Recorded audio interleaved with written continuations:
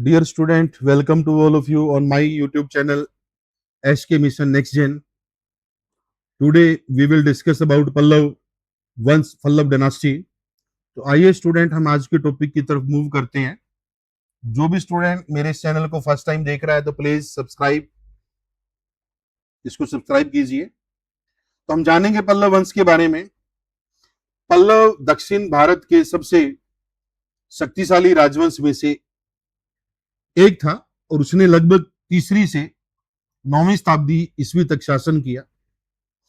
इनकी राजधानी कांचीपुरम थी, जो प्रशासन, शिक्षा, धर्म तथा संस्कृति का प्रमुख केंद्र बनी। पल्लव साम्राज्य अपने चरम पर सिंह विष्णु, महेंद्र वर्मन प्रथम, नरसिंह वर्मन प्रथम, जिसको मामल भी कहते थे, एंड नरसिंह वर्मन द्वितीय राजसिंह जैसे शासकों के अधीन पहुंचा। उन्होंने द्रविड़ मंदिर स्थापत्य के विकास में महत्वपूर्ण भूमिका निभाई। खासकर महाबलीपुरम और कांचीपुरम के जो सेलकट एवं संरचनात्मक मंदिर है, rock cut cave and structure temple. And Pallava ने साहित्य, व्यापार, कला, शिक्षा एंड समुद्री संपर्क को प्रोत्साहित किया टू स्प्रेड भारतीय संस्कृति। तो भारतीय संस्कृति को दक्षिणी पूर्वी एशिया में प्रसार में सहायता मिली है, उसको प्रसार किया। अगर हम भौगोलिक विस्तार देखेंगे, मुख्य क्षेत्र जो डियर स्टूडेंट है आपका तोंडे मंडलम, जिसको उत्तरी तमिलनाडु कहते हैं, जिसकी राजधानी कांचीपुरम थी।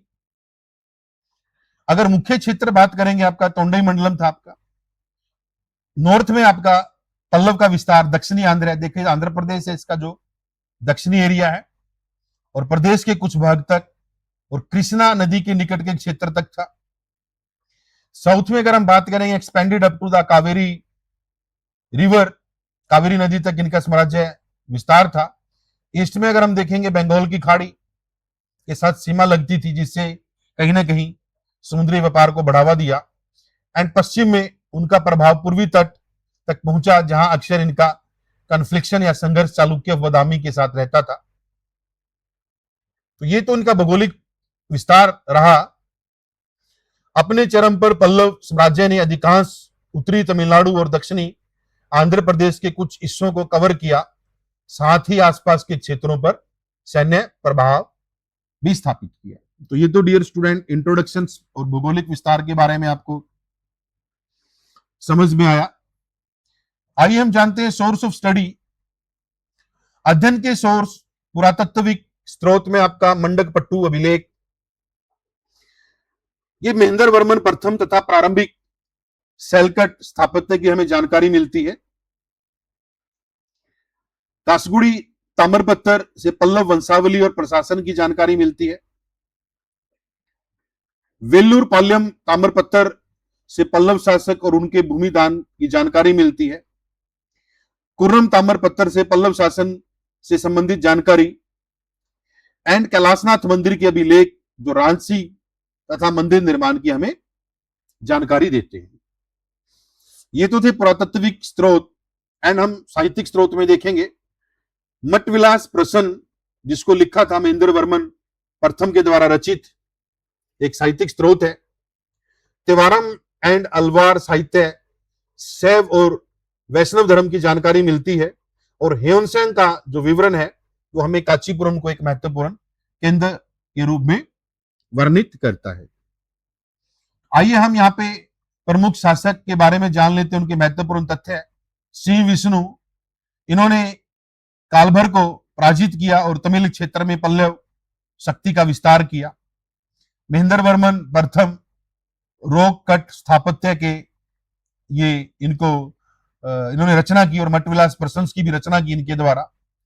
एंड नरसिम्हा वर्मन वन, जिसको हम यहाँ पे मामल भी कहते हैं, इन्होंने पुलकेशिन द्वितीय को पराजित किया, जो चालुक्य वंश के शासक थे, और इन्होंने वातापी पर अधिकार किया और महाबलीपुरम का भी विकास किया।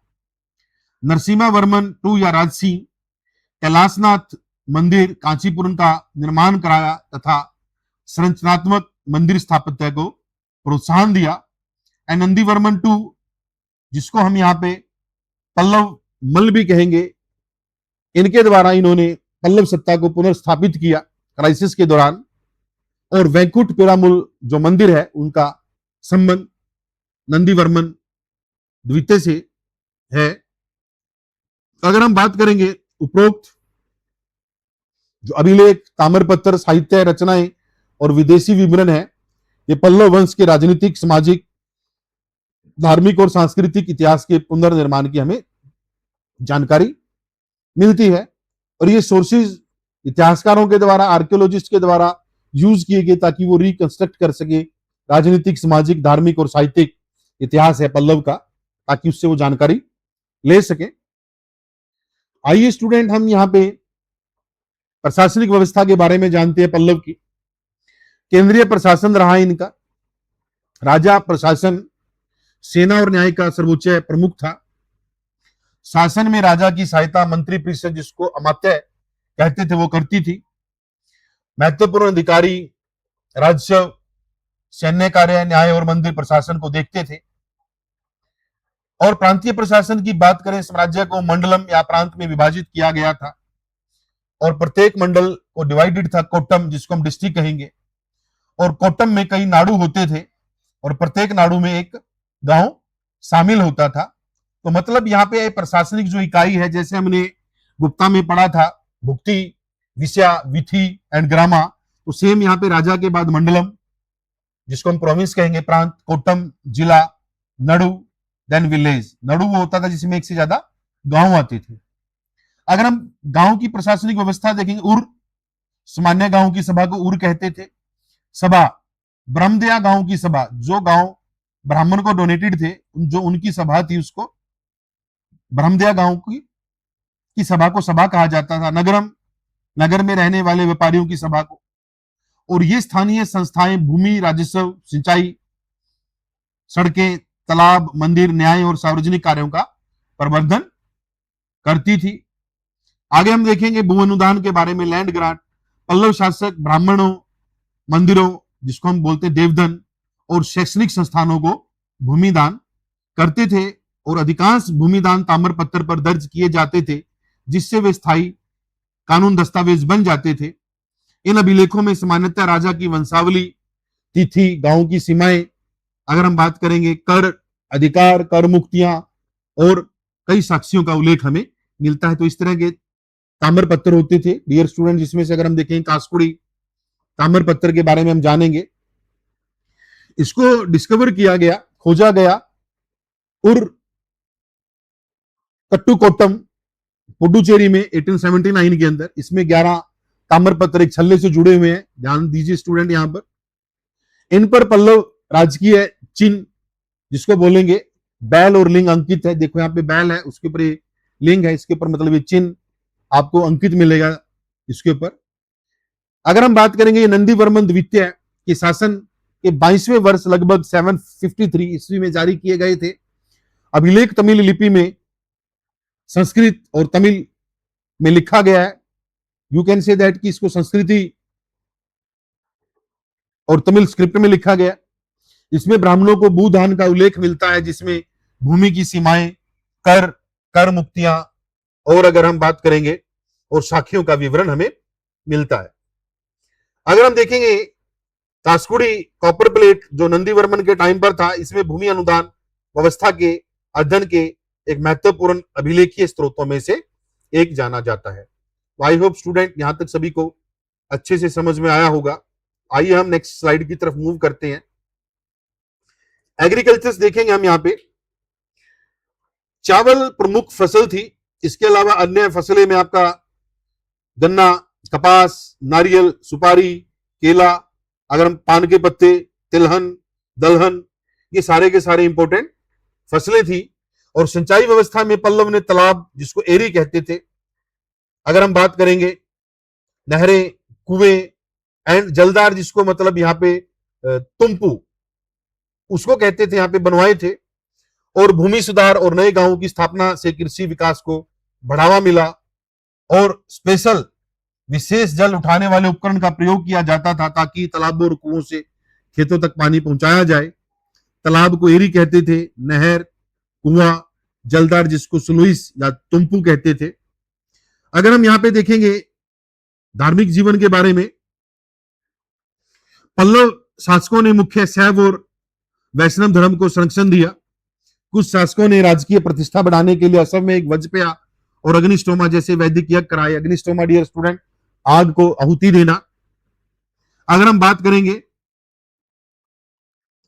टेम्पल, मंदिर जो थे धर्म, शिक्षा, कला और संस्कृति के महत्वपूर्ण केंद्र बन गए थे। कांचीपुरम दक्षिणी भारत में हिंदू शिक्षा का एक प्रमुख केंद्र था। बौद्ध और जैन धर्म भी विद्यमान रहे, लेकिन धीरे धीरे उनका प्रभाव कम हुआ और राजकीय संरक्षण हिंदू परंपराओं की ओर अधिक हो गया। एंड लिटरेचर्स देखेंगे, महेंद्र वर्मन प्रथम, उन्होंने संस्कृत नाटक मठ विलास प्रशंस की रचना की।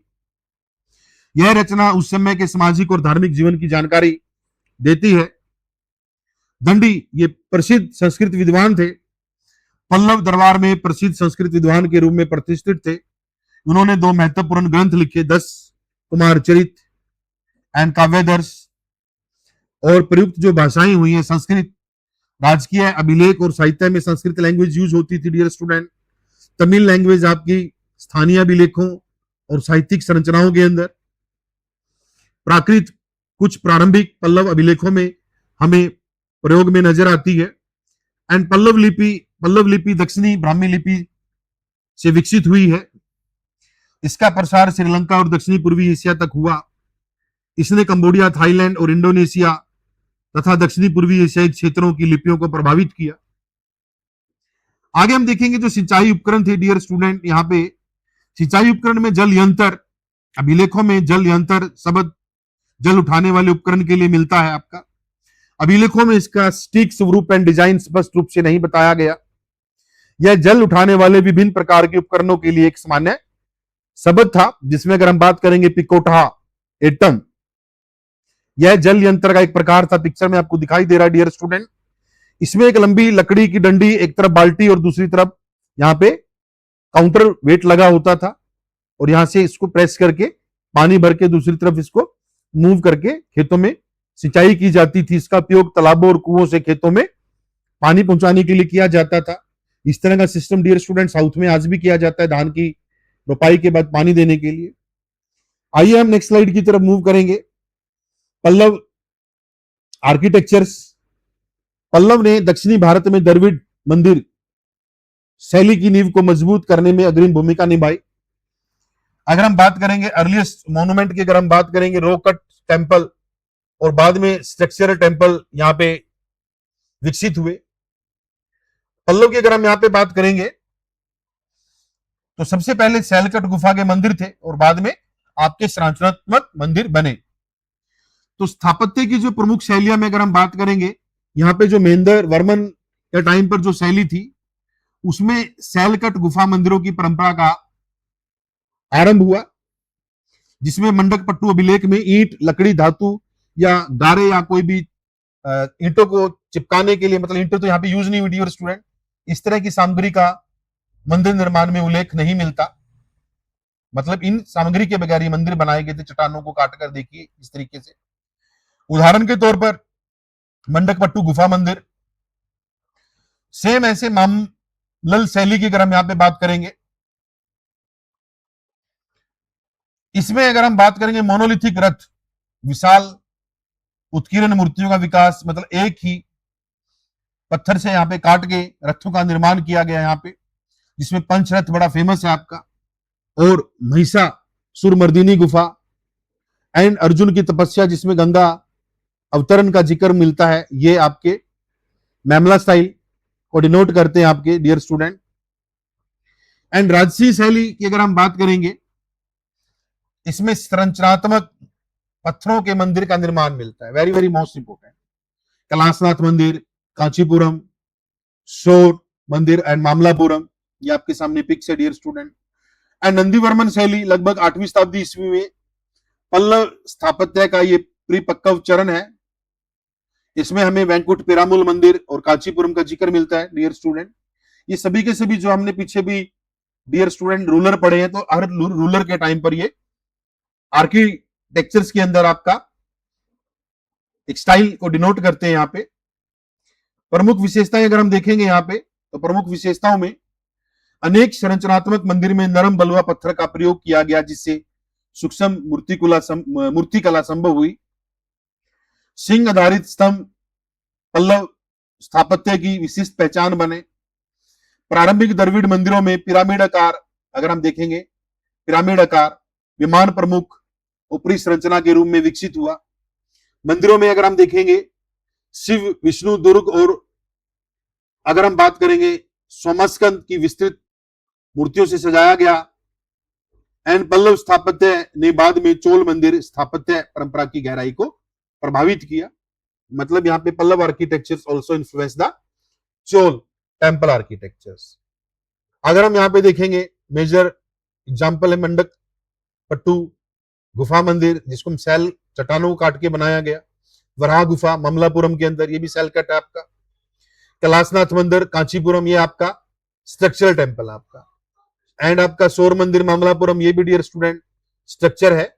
एंड आपका वेंकट पिरामुल टेम्पल आपका, ये भी संरचनात्मक या फिर स्ट्रक्चरल टेम्पल की श्रेणी में आता है। तो आई होप स्टूडेंट यहां तक सभी को अच्छे से समझ में आया होगा। तो यहाँ पे अगर हम बात करेंगे टेम्पल आर्किटेक्चर स्टाइल में अलग अलग राजाओं के द्वारा अपना अपना जो स्टाइल या उनकी प्रमुख विशेषताएं थी। हमने पढ़ा कि यहाँ पर आपका रोककट था, जबकि यहाँ पे राजसीमा के टाइम पर आपका संरचनात्मक टेम्पल जो था आपका वो विकसित हुए। और नंदीवर्मन में भी आपका वेंकुट पिरोमुल, ये भी आपका संरचनात्मक टेम्पल का उदाहरण है। तो आइए हम लास्ट स्लाइड की तरफ मूव करते हैं कि इनका डिक्लाइन क्यों हुआ। पल्लव वंश का पतन, पल्लव शासन का पतन राजनीतिक संघर्ष और लगातार युद्धों और आंतरिक कमजोरियों के कारण हुआ। अगर हम यहाँ पे देखेंगे लगातार युद्ध पल्लवों ने चालुक्य, पांड्यों और बाद में राष्ट्रकूटों के साथ लंबे युद्ध किए। इन युद्ध से राजा की सेना और राजकोष कमजोर हो गए। अगर हम बात करेंगे शक्तिशाली पड़ोसी राज्यों का उदय होना, 8वीं शताब्दी में राष्ट्रकूट दक्कन की प्रमुख शक्ति बन गए आपका। दक्षिण में पांड्यों ने अपनी शक्ति बढ़ाई और पल्लव के कई क्षेत्रों पर अधिकार किया। उत्तराधिकारी संबंधी डिस्प्यूट, परमेश्वर वर्मन द्वितीय की मृत्यु के बाद उत्तराधिकार का संकट उत्पन्न हुआ और बाद में इंटरनल कॉन्फ्लिक्ट और राजनीतिक प्रतिद्वंदिता ने केंद्रीय सत्ता को कमजोर किया। कमजोर शासक, बाद में शासक जैसे दंतीवर्मन को लगातार आक्रमणों का सामना करना पड़ा और नंदीवर्मन तृतीय ने कुछ सफलताएं प्राप्त की, लेकिन पल्लव की सर्वोच्च सत्ता को पुनः रूप से स्थापित नहीं कर सके। एंड चोल का उदय, चोल जो पहले पल्लवों के अधीन सामंत थे, धीरे धीरे एक स्वतंत्र और शक्तिशाली राज्य के रूप में उभरे। आदित्य प्रथम चोल ने अंतिम पल्लव शासक अपराजित वर्मन को 1897 में पराजित किया और उसके बाद तोंडई मंडलम चोल साम्राज्य में शामिल हो गया। तो डियर स्टूडेंट यहाँ पे देखेंगे अंतिम जो शासक थे पल्लव वंश के अपराजित वर्मन और इसको हराने वाले आदित्य प्रथम चोल 1897 के अंदर, और पल्लव राज्य चोल साम्राज्य में विलीन हो गया। और अगर हम देखेंगे कंटिन्यूस लगातार चालुक्य पंड्या राष्ट्रकूटा के साथ युद्ध के कारण डिक्लाइन हुआ और राष्ट्रकूटों और पंड्या का यहाँ पे उदय होना, उत्तराधिकारी डिस्प्यूट एंड आंतरिक संघर्ष एंड वीक जो बाद के जो शासक हुए कमजोर शासकों का होना and defeated by Aditya one Chola, और इस तरीके से चोल मंडलम जो था वो चोल साम्राज्य के अधीन आ गया। तो इस तरीके से डियर स्टूडेंट पल्लव का डिक्लाइन हुआ। और राजनीतिक पतन के बावजूद पल्लव ने कला, साहित्य, अगर हम बात करेंगे और प्रशासन के क्षेत्रों में स्थानीय विरासत छोड़ी। तो आई होप स्टूडेंट ये टॉपिक आपको अच्छे से समझ में आया होगा विद फैक्ट एंड कंसेप्ट। तो thanks for watching this video. Please like, share, comment and subscribe. तो मिलते हैं नेक्स्ट वीडियो में, तब तक के लिए बाय बाय।